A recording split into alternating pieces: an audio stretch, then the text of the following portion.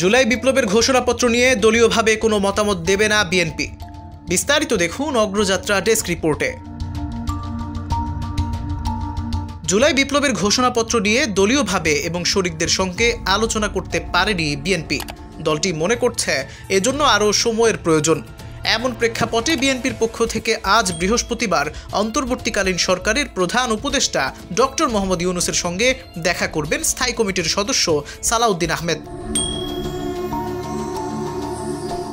তবে জুলাই ঘোষণাপত্র নিয়ে কোনো মতামত দেবে না বিএনপি।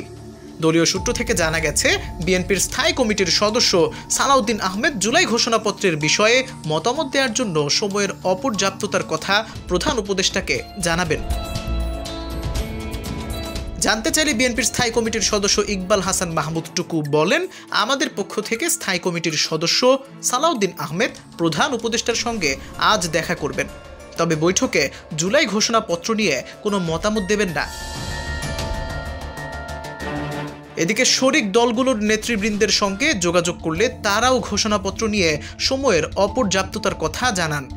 ফ্যাসিবাদ বিরোধী যুগপথ আন্দোলনের শরিক একটি দলের নেতা বলেন, জুলাই বিপ্লবের ঘোষণাপত্র নিয়ে সরকারের তরফ থেকে তাদের কাছে মতামত জানতে চাওয়া হয়েছে, কিন্তু যথেষ্ট সময়ের অভাবে তারা এই বিষয়ে দলীয়ভাবে এখনও হোমওয়ার্ক সম্পন্ন করতে পারেননি। ফলে তারা এই বৈঠকে অংশ নিতে পারছেন না।